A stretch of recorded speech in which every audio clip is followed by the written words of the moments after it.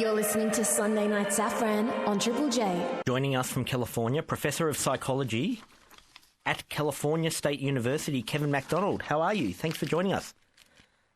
Just fine. I'm happy to be here. Sure. Now, you've written a bit about evolutionary psychology and ethnicity. What is evolutionary psychology? Well, evolutionary psychology is basically the view that evolution has shaped not only our bodies and so on, but also our minds. That our minds are shaped by our past, essentially. And so, how does that work in regards to ethnic groups? Well, it's controversial. My own view is that, in fact, there is a natural tendency for people to prefer people that are like themselves. We have psychological adaptations that make us more comfortable with people like ourselves, that make us trust people that are more like ourselves, and so on. We also have adaptations, psychological adaptations, that make us sort of distrust people in different groups.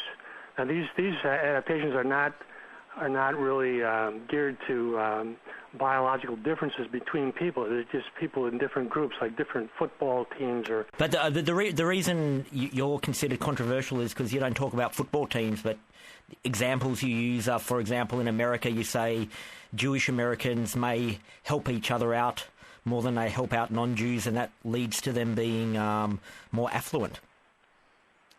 Well, yeah, at least part of that I accept, yes, that there are certain groups that have strong sort of in-group sense, and part of that is, especially in historical Jewish communities, has been a strong sense of cooperation within the group and competition between the in-group and out-groups. On reading your essays, there seemed to be a bit of a clash in that you're pejorative about Jews doing that, but then it's not like you're a multiculturalist who believes everyone should blend in together. You're saying more so, well, seeing the Jews are so good at that, maybe like white Americans or white people should follow that practice of helping out their in-group. Yes, I think that it's a natural and normal thing for people to want to protect their own and to. I think that what's happening in the Western world is that there's sort of official or unofficial policies related to immigration that the white people should not have a sense of group identity. They should have no sense of group interest. And I think this is something that is going to produce, already is producing a lot of tensions in various Western countries. I think there's a deep anxiety about these levels of immigration and multiculturalism in Western societies now. And you seem to make a point that, from your perspective, you thought that all groups besides whites, however you want to define whites, are able to be proud of who they are and what their group is, but that's not extended to whites? That's very true. And I think that... But what about things like, for example, with Barack Obama, when he was campaigning, he had to trip over himself constantly to just announce to everyone, listen, I'm not really he even quit his church because it was considered too much of like just a black at exclusion of white churches. And isn't the fact that Barack Obama just constantly had to emphasize, he wasn't a black politician, he was a politician for everyone, doesn't that counter what you say?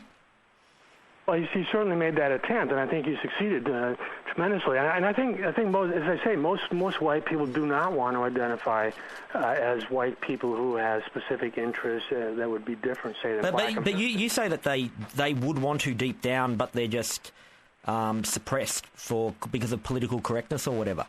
So they have they have these kind of faux white identities, such as evangelical Christianity, perhaps, or something like that.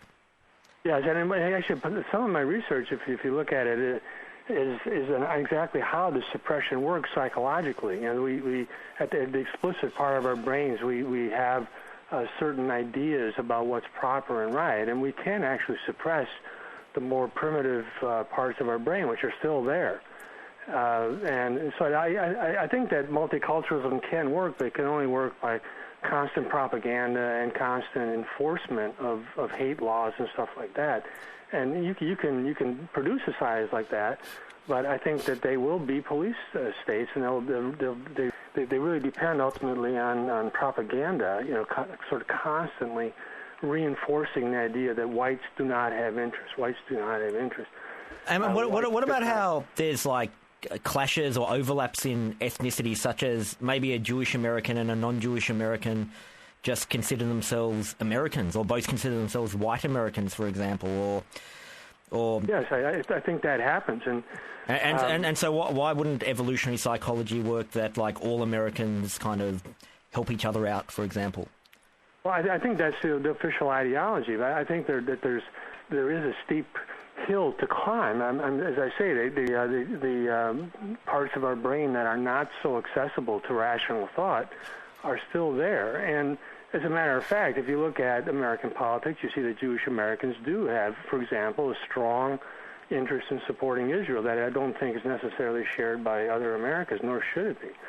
And so I think that there remain conflicts of interest, even though that is certainly the case that Jewish Americans have a sense of American identity. I think they do, but nevertheless, they also have Jewish identity and interest, and it's not always the same as the interests of other Americans. But in America, aren't all ethnic groups kind of, there's a bit of pressure on them not to really announce that they're a separate group? Like, Muslim Americans or Arab Americans could only go so far as getting together in the street and having some kind of protest before everyone would start rolling their eyes and saying, well, you shouldn't do that, you're Americans, you're not Muslims and you're not Arabs and stuff. So is it a bit of a false premise, the fact that you say that whites are told that they shouldn't announce their white ethnicity, where a lot of different groups are not allowed? Look at the blacks, they have organizations, and the National Association for the Advancement of Colored People. But people are cynical about that, and that's not a fringe thought to be, people... like on Fox News or on very, very mainstream news organisations, people would be sceptical and cynical and make jokes on mainstream comedy shows about Jesse Jackson and all the other black advocates. Yes, I do think that's become more acceptable, but the fact is these people are well organized. I mean, it's also the case with Hispanic Americans. There's several important organizations, and they certainly influence things like immigration policy. So they are well organized. If you look at the Jewish community, they are very well organized.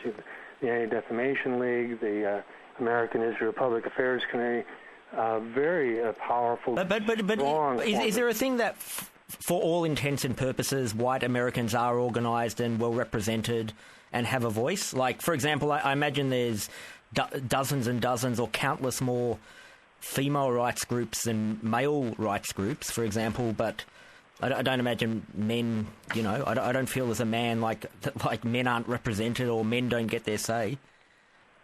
Well, that argument has certainly been made, but I would say just think about immigration for a second. I mean, the fact is it cannot be said in the debates on immigration that white people have an interest in retaining their ethnic majority, their interest in retaining their culture. That simply can't be raised.